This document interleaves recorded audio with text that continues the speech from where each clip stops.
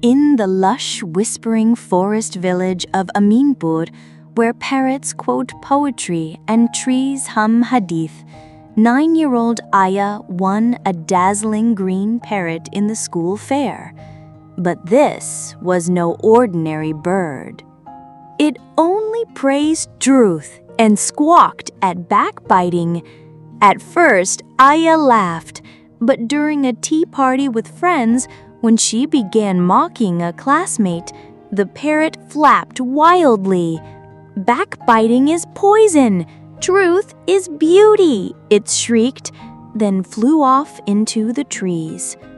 Ayah sat alone under a fig tree, heart heavy. "Ya Allah, I'm sorry. I want to be better."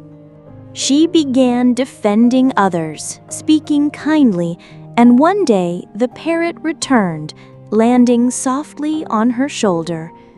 "And do not backbite one another." Surah Al-Hujurat 49:12. And so, in the heart of the forest, Ayah learned that real speech is the one that heals, not harms.